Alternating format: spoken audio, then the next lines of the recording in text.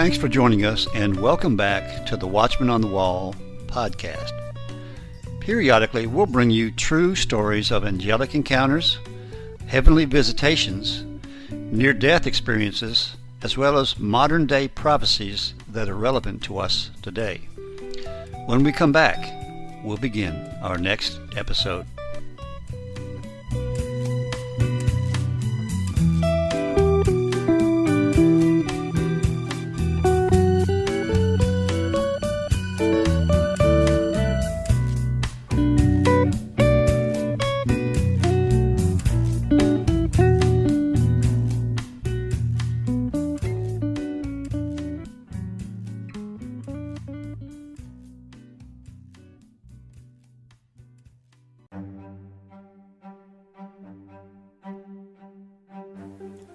Hello again, and welcome back.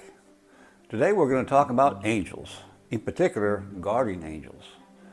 I got some great stories from a website called Paranormal Rising, and I think you'll enjoy these inspiring stories of real-life people who've encountered their guardian angel. So without further ado, enjoy these stories of guardian angels.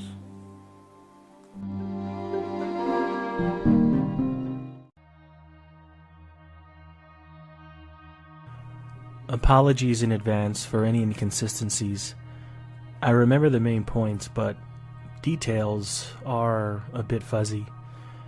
When I was 5, my family moved into an apartment with 3 bedrooms, which was very exciting for me. This meant my 3-year-old sister and I no longer had to share a room. Our parents separated our bunk beds, so we each had a somewhat taller than standard twin bed. One Saturday, I was awake before the crack of dawn, as most small kids tend to do on the weekends, and was playing in my room, waiting on everybody else to wake up. There was suddenly a really pretty woman with long dark hair in my room. I had no fear, no concern, not even any shock. I just felt like it was completely okay and normal for her to be there. I don't remember much specifically, but the only thing I do remember is that I thought that she was very pretty, and that made me feel very calm. And as I mentioned before, she had very long dark hair. She told me to go tell my mom that there's something wrong with her baby, so I did. When my mom recounts this story, she says that was the thing that got her attention the most. I always called my sister Sissy, so she thought it was odd that I would say that there's something wrong with your baby, instead of perhaps saying something like, there's something wrong with Sissy, which would be more appropriate for a 5-year-old. It caught her attention enough to get her out of bed and go and check on my 3-year-old sister.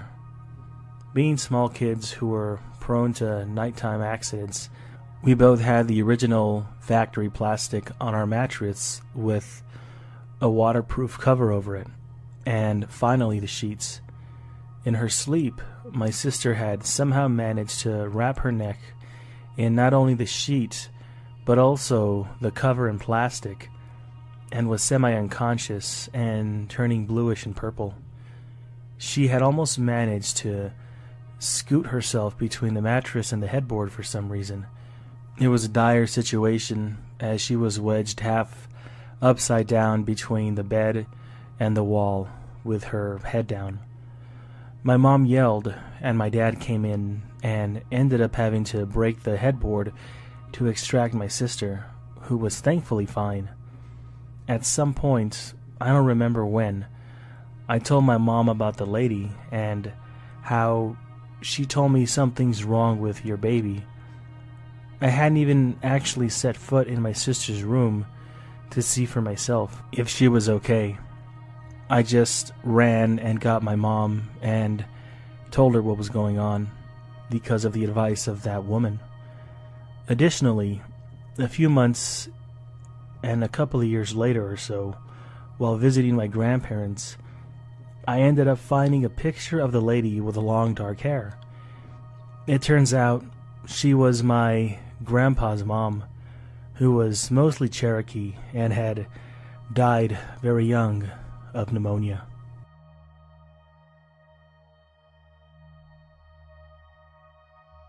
In 2016, I was on my way back to Athens, where I was living at the time. I lost control of my car in Lagrange and ended up flipping an estimated 7 to 10 times before coming to completely blind with blood and vomit covering me from the accident. Because I couldn't see and I was too far from the road to even hear cars, I just began to have a panic attack, screaming and crying and trying to figure my way out of the woods by touch. It seemed as soon as I got out of the car and took a few steps, I felt someone come and scoop me up and carry me to the other side of the road. When I finally regained my sight, 30 minutes to an hour later, I was met with a face of one of the most uniquely beautiful men I had ever seen. He seemed mixed, half black and half white, with blonde curly hair and striking light green eyes. He told me his name was Uriah, and he pulled me out of my car. Somehow, he also had my phone and got in touch with my parents, and he also stayed with me until the paramedics arrived. I've looked up every Uriah in the state of Georgia that has a Facebook account, and none of them are him. I believe he called my mother once from his own phone while he was with me, but she was unable to find his number again once she came to the hospital, and I asked her about him. We wanted to thank him for saving me, but we've never been able to find him again, and there's no man by that name mentioned in the police report as any kind of a witness, which you would think he would be, since he was the one who first reached me and helped me. Uriah in Hebrew means Yahweh is my light, or at its most basic, light or flame. I believe Uriah was an angel sent to rescue me. He was my light when I couldn't see and felt like my soul was crushed in on itself from the panic and just the entire incident. Uriah, if you ever see or hear this, thank you.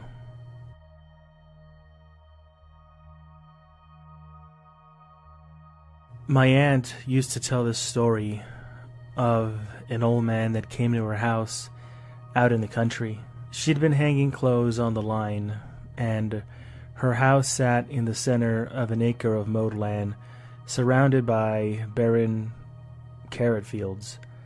It was late fall during the year, and when the fields are bare, she would just stand on her porch and see down both sides of the only road that ran directly in front of her house, a good mile or so.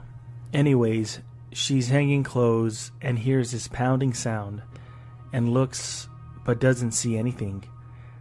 There aren't any cars that have been through, so she goes into her house from the back door to see where this sound is coming from. Just as she's making her way through the house, the pounding starts again, and she realizes that it's somebody knocking on her front door. So she makes her way through the house and goes to see who it is. Standing there is this little old man, dressed in a complete suit with a hat, and he looks very dingy and dirty, like he hasn't taken a bath in many, many months, with his hair that is as white as snow. She asks him what he wants, and he says he's lost and a long way from home and thirsty, and if she could spare a glass of water. She stares at him and is mesmerized by his stunning sharp blue eyes and his smile, which shows perfect white teeth. She debates letting him in and decides against it and tells him to have a seat on the porch, and in a moment she'll be out to bring him his glass of water. She is overwhelmed with a feeling that this man, for some reason, is not human, but otherworldly, and She says a prayer for herself since she's home alone. She pours him a large glass of lemonade and fixes him a sandwich. And she puts it on a paper plate and takes it out to this old man. He is ecstatic to see the sandwich and thanks her quickly and eats it as soon as he gets it, and also quickly finishes the lemonade. She asks if he wants more, and he says no, that he is grateful for her kindness, but he must be going. She asks him where he's headed, and he smiles and says, someplace far away. Again, she is overcome by the sensation that he is not what he appears to be, and so she quickly tells him goodbye and takes the paper plate and cup and stands at the door, watching him as he slowly makes his way down the steps. He's moving real slow and stops to smell the dying roses near her porch. Just then, her phone rings, and she turns to answer it, but it stops before she could reach it. So she quickly goes back out to the front door to see if the old man is done smelling the dead roses. However, he is no longer there.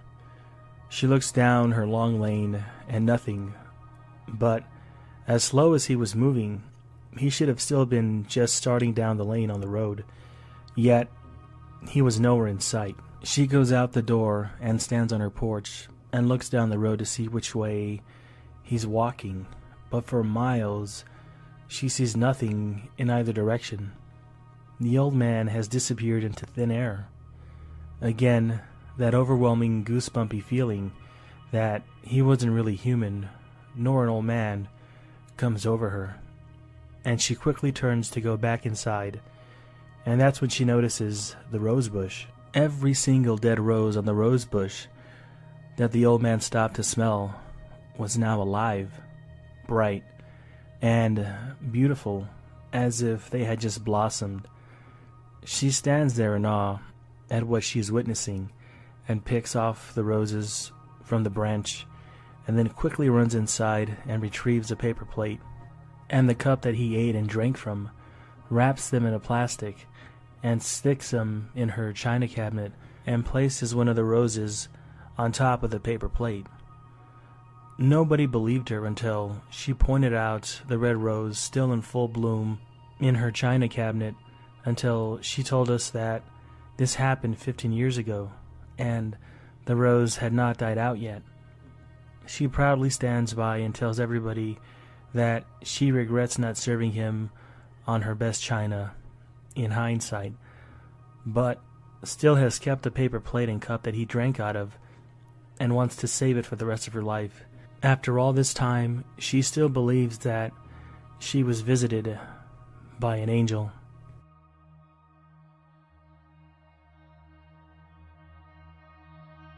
I believe my mother and I were saved by an angel. I honestly have never told this story to anyone except for my husband, because I know it makes me sound like some kind of a fruitcake. Anyways, here's what happened. I was 18, and my mother and I drove to Kansas City to go to the mall and to just make a day out of it, maybe see a movie or whatever. She was living in Overland Park at the time, so I had picked her up in my car, and we were traveling on the interstate. This was 30 years ago, so the makeup of the road may be different now, but at the time there were 6 to 4 lanes going in either direction. I was driving on the farthest left lane, the inside lane going about 70 miles per hour. There was some road construction going on, but it was suspended at the moment, and there were no workers running about. If there was a sign warning of lane closures ahead, I never saw it, and afterwards, I went to look and never found one. So I'm driving 70 miles per hour on the inside lane with cars all around me, and suddenly I saw a concrete barrier blocking my lane, and the next one to mine. I didn't see it until the moment I should have already nearly stopped. My mother screamed, I screamed, and I hit my brakes, knowing in my heart and mind that it wasn't going to work. There was simply too much time that had gone by. Yet despite having that awful feeling, knowing that there was nothing that I could do, as soon as my foot hit the pedal, we were literally sitting still, directly in front of the barrier. Stunned, I just sat there for a moment trying to breathe and figure out what my brain was refusing to acknowledge. My mom had passed out from fear. I tapped her and called her name, and she finally woke up. "Did you see what happened?" She nodded. The man in the back seat stopped the car from hitting the concrete wall. "He's an angel." Stunned, I quickly looked, but the back seat was empty, of course. "There was somebody in the back seat," she said. And as my mother kept going on and on about this, I was getting even more creeped out. She told me he just appeared there, and when she saw him, he told her who he was and asked her not to tell me because I wouldn't believe. Well, after our 70-mile-an-hour car came to a full stop, instead of crashing into that barrier, I'm now a believer. An angel saved our lives that day.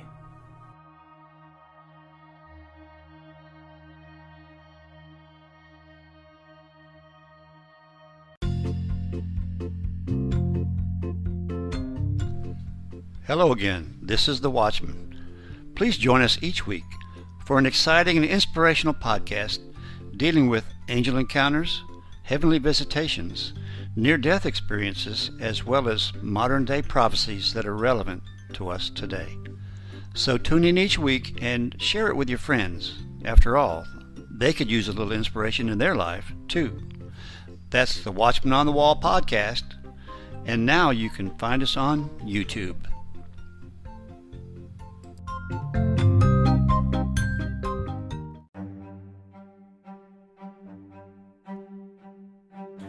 And now, we have a very special treat.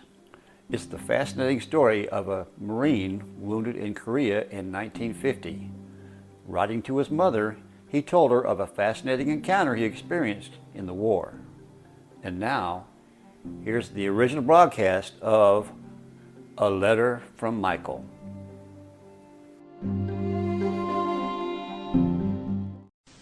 Something that he traditionally did every Christmas in his years on radio called, what is it, The Story of Michael? A Letter from Michael? A Letter from Michael. A Letter from Michael. Go ahead and tell us about it and how it came about, would you please? Well, it started in 1960, Mark, at the old WKMH out in Dearborn.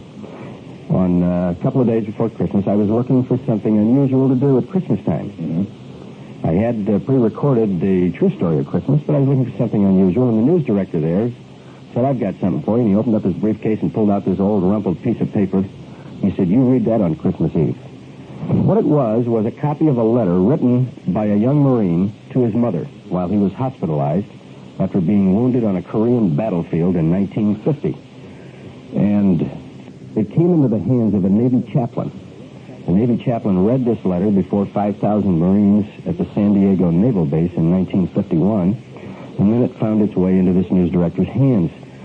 But the Navy chaplain talked with the boy, and he talked with the boy's mother and the members of the patrol and the sergeant in charge of the patrol, and privately, Navy chaplain Captain Father Walter Molnar, and he might be listening now with the power of your radio station, and Michael himself might be listening now because I've talked with him. Really? Privately, the good father will tell you that it's a true story.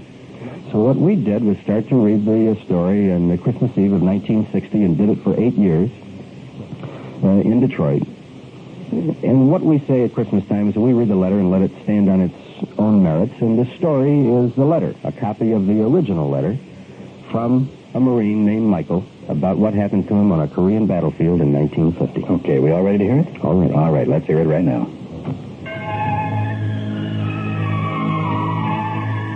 Dear Mom, I wouldn't dare write this letter to anyone but you, because no one else would believe it. Maybe even you'll find it hard. But I've got to tell somebody. First off, I'm in a hospital. Now, don't worry. You hear me? Don't worry. I was wounded, but I'm okay. You understand? Okay. The doctor says I'll be up and around in a month. But that isn't what I want to tell you. Remember when I joined the Marines last year? Remember when I left how you told me to say a prayer to St. Michael every day? You really didn't have to tell me that. Ever since I can remember, you always told me to pray to St. Michael the Archangel. You even named me after him. Well, I always have. When I got to Korea, I prayed even harder. Remember the prayer you taught me? Michael, Michael of the morning, fresh cord of heaven adorning. You know the rest of it. Well, I said it every day. Sometimes when I was marching or sometimes resting, but always before I went to sleep. I even got some of the other fellows to say it. Well, one day I was with an advanced detail way up over to the front lines. We were scouting for the commies. I was plodding along in the bitter cold. My breath was like cigar smoke. I thought I knew every guy in a patrol when alongside of me comes another Marine I'd never met before. He was bigger than any Marine I'd ever seen. He must have been 6'4" and built in proportion. It gave me a feeling of security to have such a buddy near. Anyway, there we were, trudging along. The rest of the patrol spread out. Just to start a conversation, I said, "Cold, ain't it?" And then I laughed. Here I was with a good chance of getting killed any minute, and I'm talking about the weather. My companion seemed to understand. I heard him laugh softly. I looked at him. "I've never seen you before. I thought I knew every man in the outfit." "I just joined at the last minute," he replied. "The name is Michael." "That's so," I said, surprised. "That's my name, too." "I know," he said, and then went on, "Michael, Michael of the morning." I was too amazed to say anything for a minute. How did he know my name and the prayer that you had taught me? And then I smiled to myself. Every guy in the outfit knew about me. Hadn't I taught the prayer to anybody to listen? Why, now and then they even referred to me as St. Michael. Neither of us spoke for a time, and then he broke the silence. "We're going to have some trouble up ahead." He must have been in fine physical shape, for he was breathing so lightly I couldn't see his breath. Mine poured out in great clouds. There was no smile on his face now. Trouble ahead, I thought to myself. Well, with the commies all around us, that's no great revelation. Snow began to fall in great thick globs. In a brief moment, the whole countryside was blotted out, and I was marching in a white fog of wet, sticky particles. My companion disappeared. "Michael!" I shouted in sudden alarm. I felt his hand on my arm. His voice was rich and strong. "This will stop shortly." His prophecy proved to be correct.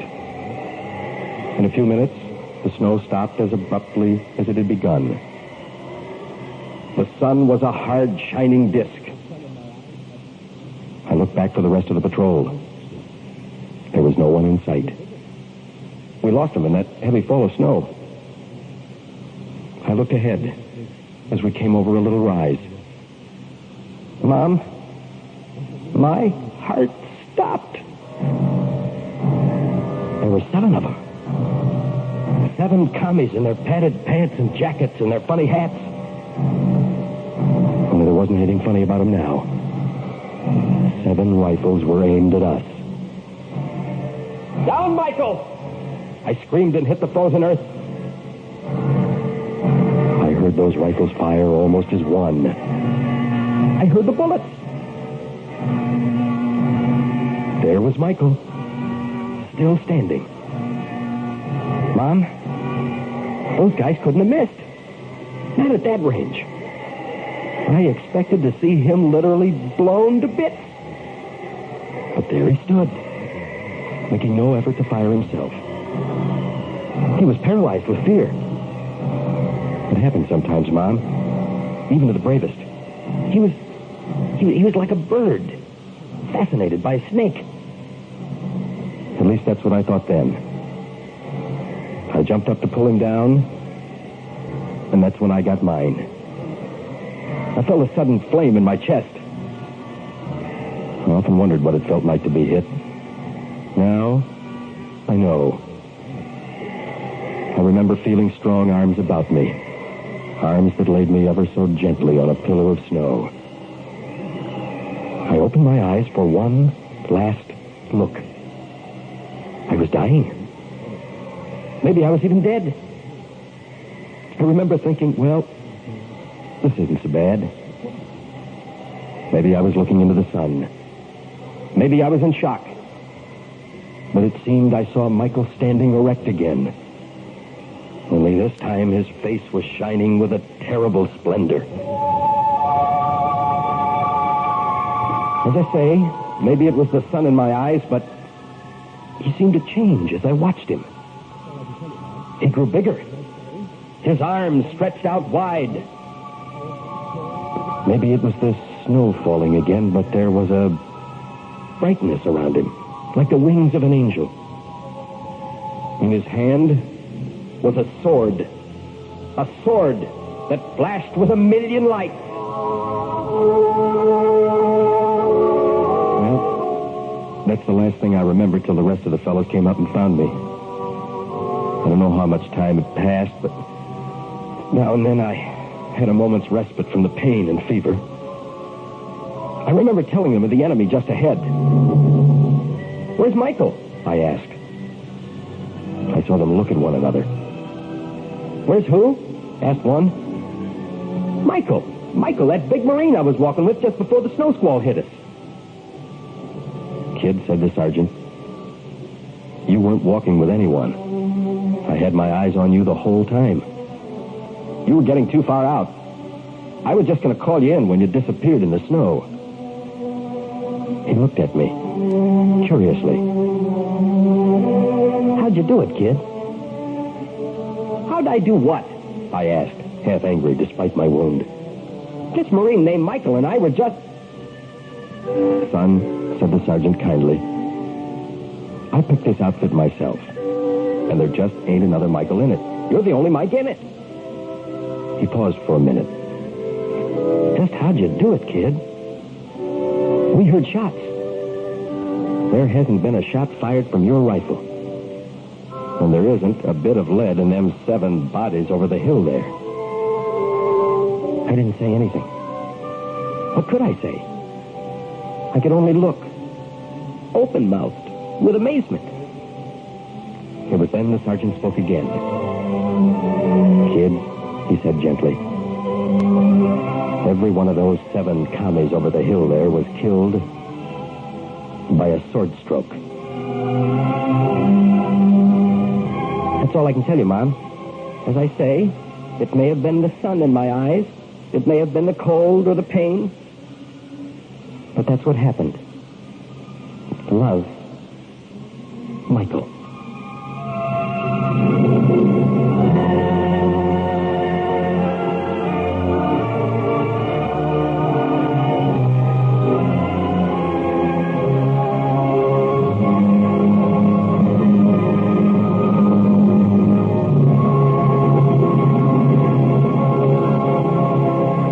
It's nice to see you, and to all of those people who've written me over the years and wanted to know, is it still possible ever to hear the story of Michael, or a letter from Michael? I call it the wrong thing, I guess. Yeah.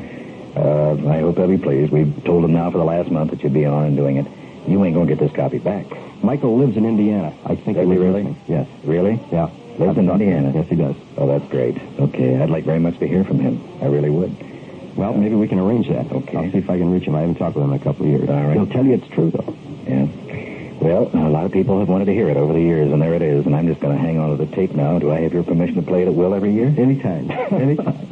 Okay, Lee, thanks again, and Merry Christmas. Thank you. Merry Christmas. Lee Allen, ladies and gentlemen.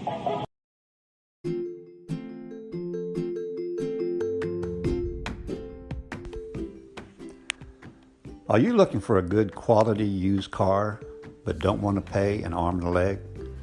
Well, come into Rainey Used Cars. We have the largest selection in the Southeast. Whether you want a pickup or a quality SUV from Mom, you'll find a variety of vehicles to choose from. We even finance. So come in today. You'll find a Rainey Used Cars located near you.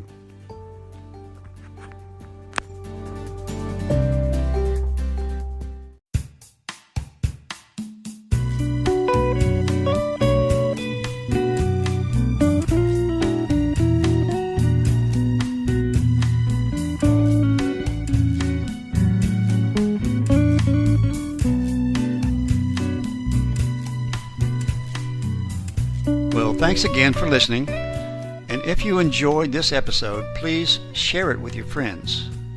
Also, give us a like.